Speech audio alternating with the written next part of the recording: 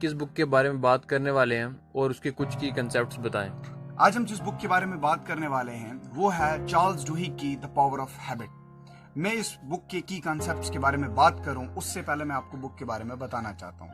इस बुक के अंदर हैबिट्स को लेके पूरी इंफॉर्मेशन दी गई है कि किस तरीके से हैबिट जो है हमारी लाइफ में फॉर्म होती हैं और किस तरीके से हम अपनी लाइफ में और हैबिट्स को डेवलप कर सकते हैं और जो हैबिट्स हमें पसंद नहीं है उसे अपनी लाइफ में किस तरीके से डिलीट कर सकते हैं।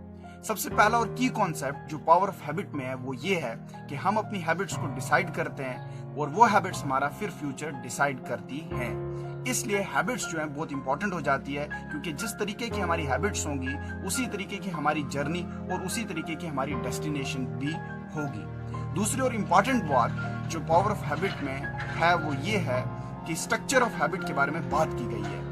एक हैबिट के स्ट्रक्चर को सिंपल वे में समझें तो वो ये है ट्रिगर, एक्शन और रिवार्ड। कोई भी हैबिट है उसके ये 3 कंपोनेंट जरूर होंगे, चाहे वो छोटी से छोटी हैबिट हो या वो हैबिट हो जिससे आप काफी अरसे से एडिक्टेड हों।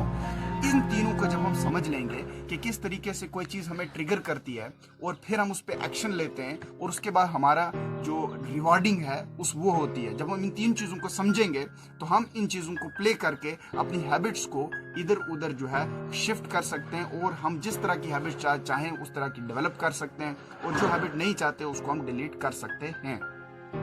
तीसरा और की कॉन्सेप्ट ये है जो इस बुक में दिया है वो ये है कि हम हैबिट्स को एंड नहीं कर सकते, हम हैबिट्स को सिर्फ एक हैबिट से दूसरी हैबिट में चेंज कर सकते हैं।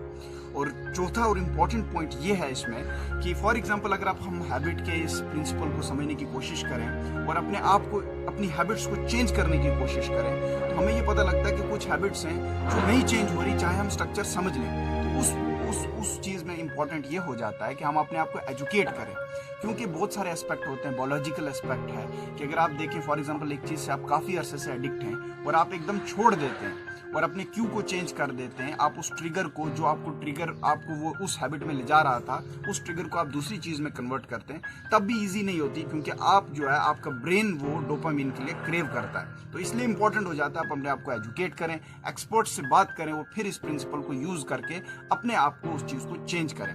बड़ा सिंपल सा एक और भी इस बात में हम समझ सकते हैं। फॉर एग्जाम्पल आपने एक हैबिट बनानी है नई और उस हैबिट को बनाने के लिए आपको वो काम नहीं करना है लेकिन आपको वो लगता है कि आपकी लाइफ में इस वक्त बड़ा इंपॉर्टेंट है और आपका दिल नहीं कर रहा है, तो उसमें आप ऐसा कर सकते हैं जो एक आपको चीज पसंद है उस चीज को ऐड कर सकते हैं as a rewarding principle. For example आपको एक तरह का चॉकलेट बहुत पसंद है तो आपने वो काम जब खत्म किया आपने अपने आप को गिफ्ट किया और अपने आप को रिवार्ड दिया वो चॉकलेट, उस चीज को वो जो हैबिट है वो रीइंफोर्स होगी over a period of time और बाद में आप वो रिवार्ड भी चेंज कर सकते हैं। जब आप इन चीज और इन प्रिंसिपल को यूज करोगे और अपनी लाइफ को चेंज करने की कोशिश करोगे तो आपको यह समझ आएगा कि कभी कभी एक हैबिट आपने डेवलप की तो पता लग रहा है दूसरी भी डेवलप की और तीसरी भी डेवलप की, लेकिन एक टाइम के बाद ऐसा लगेगा कि एक हैबिट आप कर रहे हो तो दूसरी छूट रही है और तीसरी छूट रही है। तो उस वक्त ये इंपॉर्टेंट हो जाता है कि आप ये समझें कि एक की स्टोन हैबिट का कॉन्सेप्ट दिया है इस बुक के अंदर, जिसका एक मतलब यह है कि आपकी एक ऐसी हैबिट हो जिसको आप कंसिस्टेंटली करें और वो आपको बहुत पॉजिटिव फील करे, जिससे आपको बहुत पॉजिटिव फील हो और उसके अराउंड बाकी हैबिट्स रिवॉल्व करें। वो किसी के लिए हो सकता है कि सुबह उठ के मेडिटेशन करना हो, किसी के लिए हो सकता है कि वो प्रेयर हो और किसी के लिए हो सकता है वो रीडिंग हो। तो ये चीज कुछ भी हो सकती है या एक्सरसाइज भी हो सकती है। तो जब आपकी की स्टोन हैबिट अपनी डेवलप करोगे और बाकी हैबिट्स उसके साथ स्टैक करोगे तो आपको इजी हो जाएगा अपनी हैबिट्स को उस तरीके से स्टैक करना, उस तरीके से आपको अब बनाना और फिर आपको ये होगा कि आप पूरे दिन में पॉजिटिव और अच्छा फील करेंगे। और कभी कभी फॉर एग्जांपल अगर आप बॉक डाउन नहीं होंगे क्योंकि आपने कंसिस्टेंटली अपनी की स्टोन हैबिट को जो है वो आप कर रहे हो। कभी कभी एक और भी पॉइंट आता है कि कहते हैं की स्टोन हैबिट, फॉर एग्जांपल अब बंदा की स्टोन हैबिट ही नहीं कर रहा है तो इसका एक सिंपल सा मतलब ये निकलता है कि की स्टोन हैबिट भी भारी पड़ रही है। तो आप अपना सिंपल सा एक चीज कर सकते हैं, वो ये कर सकते हैं सुबह उठ के अपना बेड जो है वो बना सकते हैं। छोटी से छोटी हैबिट भी आपके अंदर पॉजिटिविटी को रीइंफोर्स करेगी over a long period of time और वो बाद में उसको कंपाउंड करेगी बेटरमेंट में और उससे आप नई चीजें ऐड कर सकते हैं।